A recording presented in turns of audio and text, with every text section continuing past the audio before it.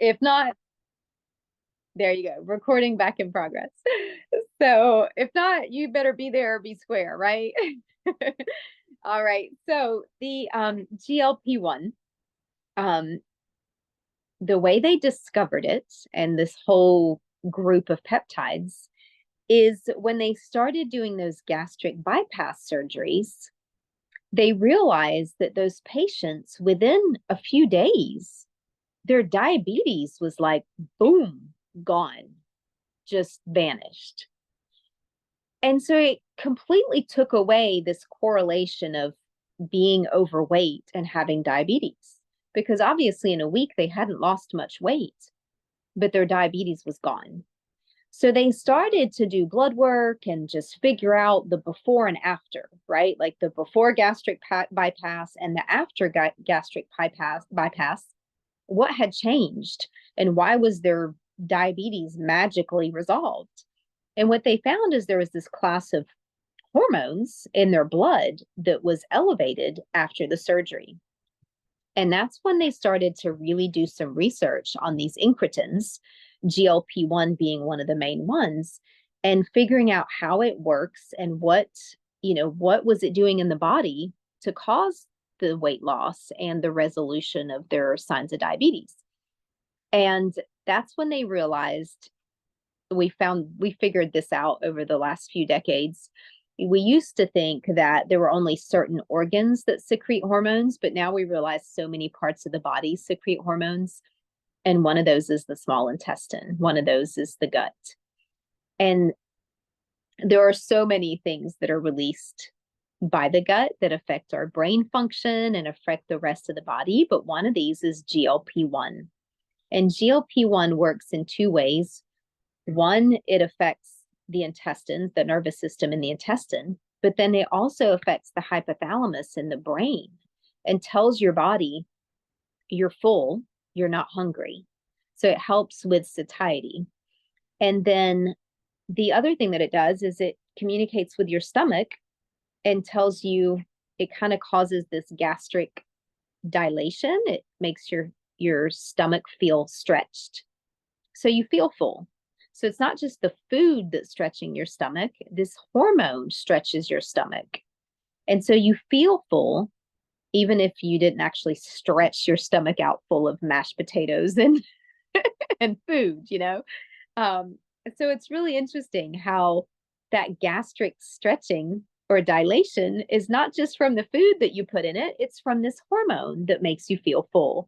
And so it's just fascinating and so much more complicated than what we thought, right? We used to think, well, weight loss is just about, calories in and, energy out, right? If you eat less and exercise more, you're going to lose weight. But they're finding out that it's so much more and that these hormones play a big, huge part in it. So I just thought that was really interesting that the whole discovery of it was just secondary to those gastric bypasses and what they found that those people had in common that was different from before surgery and after surgery. And the other concept that I learned about, learning more about GLP-1, is that whole parallel pathways where you have two different things happening in the body that give you the same outcome or the same common goal, which in this case is weight loss.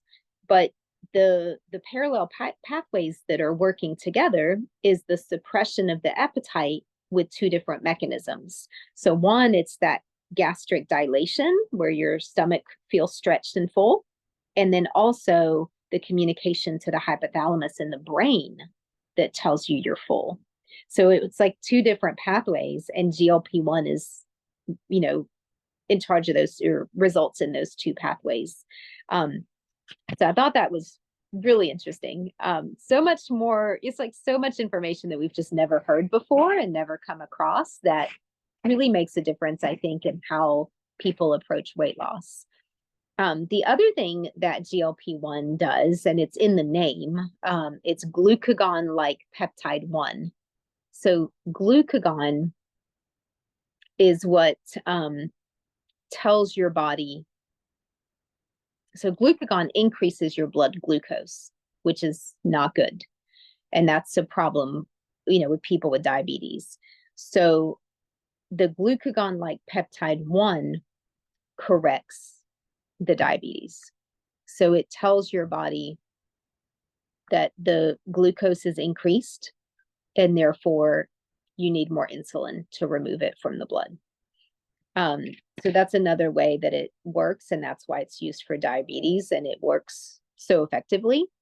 So it helps with your blood sugar, control your cravings, make you feel full, delay your gastric emptying, all of those things. So it's just kind of like a multifactorial way that results in weight loss and improvement in the diabetic symptoms. Let's see what else I have in here. And I guess another thing to remember is it works at the nervous system level. So it's communicating with your nervous system. So GLP-1 binds neurons in the gut that cause that distension of the stomach that makes you feel full, and then also enters the bloodstream, goes to the hypothalamus, and that's where you get that feeling of not being hungry at that brain level. And so many things in the body work that way, where you have information that goes from the body to the brain and then from the brain to the body. So your body is sending those hormones to the brain that say, you're not hungry, you're full. And then the body says, oh, okay, so then I don't need to eat. So it's that back and forth, that communication that's so important. And what I love about this is that we are targeting this part of the body with our activator, but we're activating the body to make more GLP-1. And that's where the difference is. Like, I don't know if you guys remember when we were talking about NRF2, one of the things that NRF2 activation does is we are increasing our glutathione production and our antioxidant enzymes. Well, in this case, we're increasing our GLP-1, but you can't take GLP-1 orally, right? That's why it's injectable, because it's a large protein. And when you try to take a large protein orally, it just gets broken down. So same thing, like those supplements that have glutathione in them, your body's just going to digest it and break it down, and it's not going to work. So the way they bypass that is that it's in an injectable form. But the big difference is, do we want to take something that acts like GLP-1, or do we want to make our own GLP-1? And that's where the activation comes from. Obviously, you're not going to get the same, there's that same concept of you're working with your body versus something interfering with your biology. So drugs, pharmaceuticals are going to have a very strong immediate effect. But the problem is, once you stop taking it, it's kind of what do they call it? Like a monotherapy. If you didn't change anything else, you're going to have to keep taking it forever. And then with any pharmaceutical, there's the side effects. So being able to increase your own GLP-1, activate your body to make more, that's going to make a difference in the long haul, right? Because we're really looking for not short-term Band-Aid solutions, but long-term. So I really love that concept, and I love how it fits with our activation story. And I can't wait to just learn more about it, like what ingredients are actually resulting and how does it work and all the science behind it. So I'm really excited about October and, learning about all that in person and getting to go to that doctor's meeting and get all the nerdy stuff, because it is, the science behind it's fascinating. And it's just so interesting to figure out how things work and why they work the way that they do. And it's just knowledge, right? Like, knowledge is power. So I love that. The other thing that I learned is that the drug names, is they all end in atide. So there's a bunch of different classes of different drugs that end in atide, and they're all a little bit different. But the bottom line is they're either causing the stimulation of GLP-1 to be produced, or they actually act like GLP-1 and bind the receptors. But I think the difference there is that we're not actually making changes to help our body make more GLP-1. We're kind of interfering with our biology instead of activating it. I think that's all that I had in my notes. But there's so much more to learn, and I can't wait. The missing piece here is, how does our product work to increase GLP-1? And that's the part that's all secretive. That's the part we don't know yet. So I'm really excited to learn that, missing piece to this puzzle on how it works, and how we can empower our bodies to increase our own GLP-1 so that we can get an ideal functioning gut, like gut brain communication. And it's just really breaking that just kind of breaking that, what's the word, that false knowledge that we had in the past. Like we used to always think, oh, it's easy, you just eat less and exercise more. And then people come out with all these different diets, and but there's so many different things. It's so complex. And I think just looking at all the pieces of the puzzle, being able to decrease oxidative stress and oxidative damage, and decrease inflammation in the body, and support our gut in so many ways. Like, I love how we can put all of our products together and just address all of the things, whether you're on the fat burn, so you're decreasing your bad, like, white fat that's around your organs, because that white fat acts like an endocrine organ and kicks off like the bad hormones. And that's a vicious circle. So just being able to address all of the things from all the different angles so that your body can work as smoothly, as it can. So it's really cool. I'm excited to learn more about it. But I wanted to open up the call, see if you guys had seen any information or anything that caught your attention, or if you guys had any knowledge. I know Jenny was saying that your mom is diabetic and that she's been on it for diabetes. And so I just, to me, it's all kind of brand new, but I'd love to hear your feedback. Had to find the unmute button. Yeah, my mom's been on it probably a little over a year. So she was on a different type of diabetic medication for a long time. I mean, they diagnosed her probably 15 years ago with diabetes. And I mean, she's been activated for 5 years, right? She's been on Protandim. She takes the collagen. And for a while there, like, her A1C was doing, like, it was really good. It was back in the normal range. She was able to get off her other diabetic medication. And then it just kind of creeped back up a little bit. So that's when they put her on the Ozempic. And she was having all kinds of horrible side effects, heartburn, nausea. Like, she lost probably another 10 pounds. She doesn't have 10 pounds to lose. And so they put her like on the very lowest dose, and she's been better with that. And her A1C numbers are okay. They're better now. So they're kind of back in that normal range.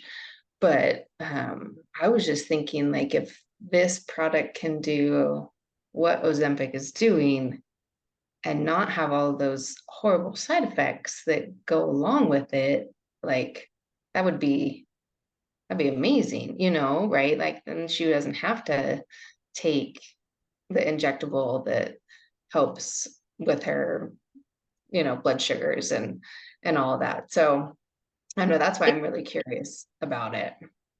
That makes sense, how by delaying gastric emptying, I could see how you would end up with heartburn.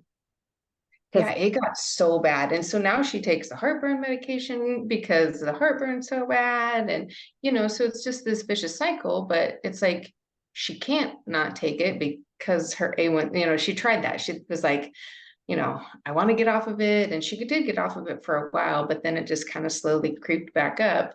So it's just one of those things, like, she has to have it, but now she's on other medication because of the side effects with it. Yeah. So It does. I mean, there's so much potential there. I'm so excited to learn more about it because if we can work with the body, then the Right. body's own natural mechanisms that make things turn on and turn off instead of that constitutive, like constant activation. So when you're taking a drug, you're just like turning it on and leaving it on, or you're binding those receptors and not letting them go. Versus your natural GLP-1, I think it's going to have more of that natural rhythm to it. And hopefully you don't get the side effects that you get with the pharmaceuticals. So I'm glad she's doing better on the lower dose.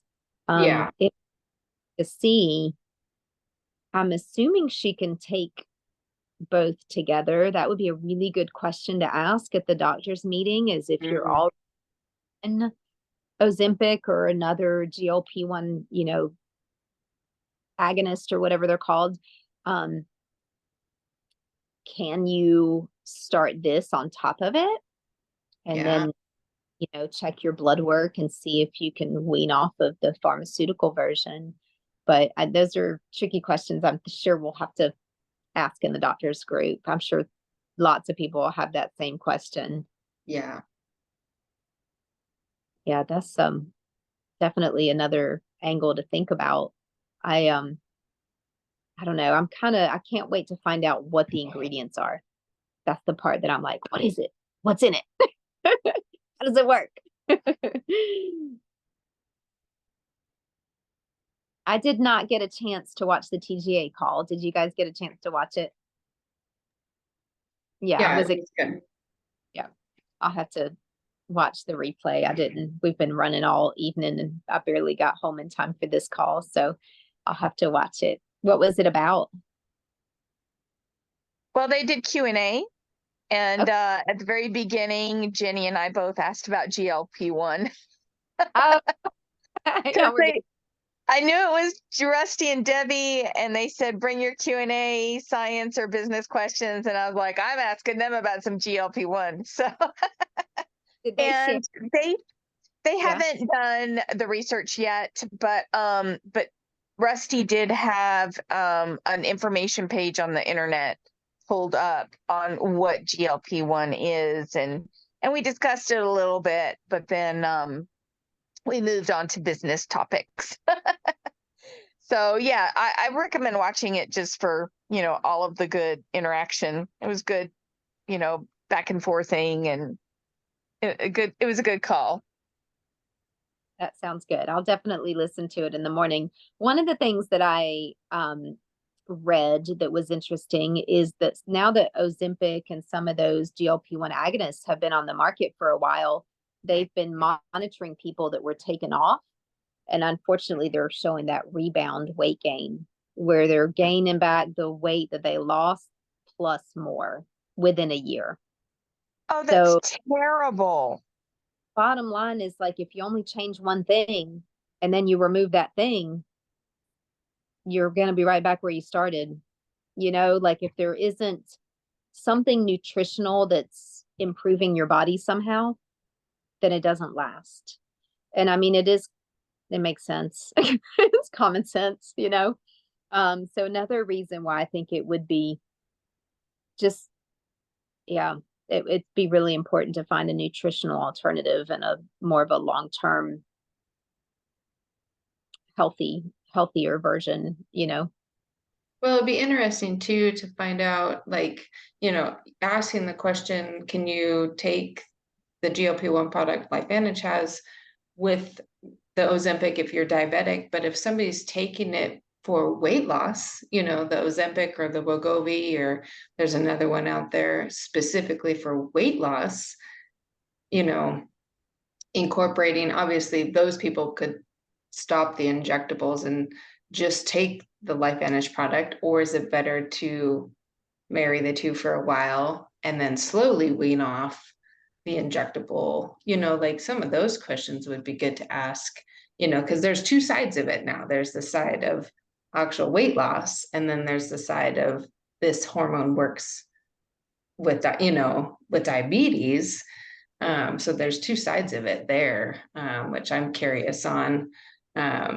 And Abby's, she's seen that because she was on a pre-diabetic medication for a long time, and that's what she was able to lose weight off of. And then her, levels were normal. So then insurance was like, well, you don't need it anymore because you're not pre-diabetic anymore. And then she got off of it and then slowly gained the weight back, so there's those, like what you're saying there, because of some of those side effects. um People that are really looking for weight loss purposes, what are the potentials there, and the things that they can do there to aid in it. Yeah, because that is definitely a big hole in the pharmaceutical side, because they're going to prescribe it until your numbers are normal, and then they're going to take away. So then you'll be right.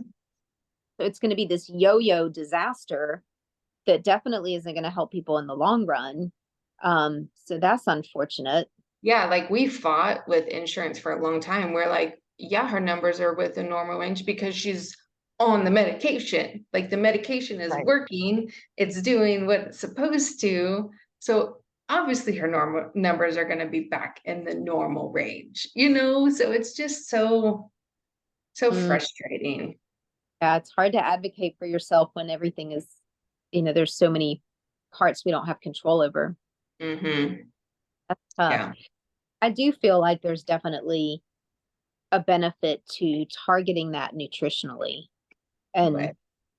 and I'm sure as the research progresses, they're going to realize like what activates GLP-1, what other nutritional factors like foods or lifestyle things, or I'm sure there's more to it. And the good thing about there being drugs on the market is that the research will come behind, follows.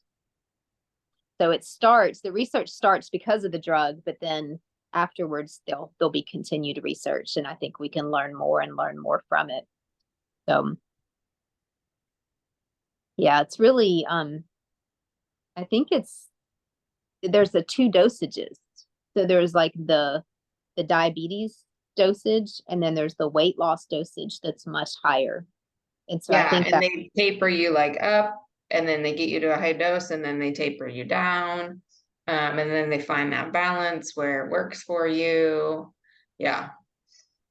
Yeah. And then you kind of wonder if like everybody's appetite is artificially suppressed, are we getting what we need nutritionally? Like, Right. are we what we're supposed to be eating if our stomach feels full? Right.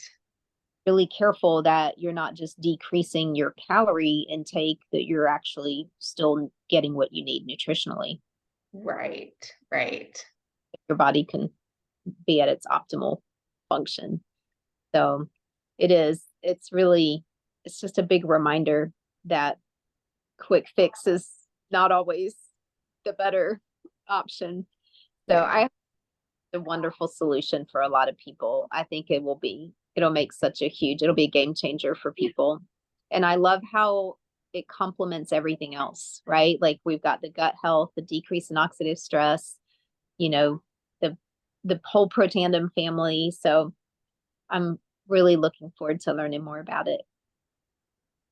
So let's see what time it is. Oh, we went over. We started a little late, so it's okay. Well, it was such a good learning thing for me. I really enjoyed like watching the videos and learning about it, and even learning a little bit about the pharmaceuticals and how they work and the little differences between all of them. And so there's all this information that we're missing now, and it's specifically about our product. So October can't get here fast enough. But you guys have a wonderful night. Thank you so much for jumping on. And if I learn anything else that's interesting, I'll throw it in the chat, and I'll share a couple of the videos that I watched if you guys get a minute. Great. All right. Good night, everybody. Good night.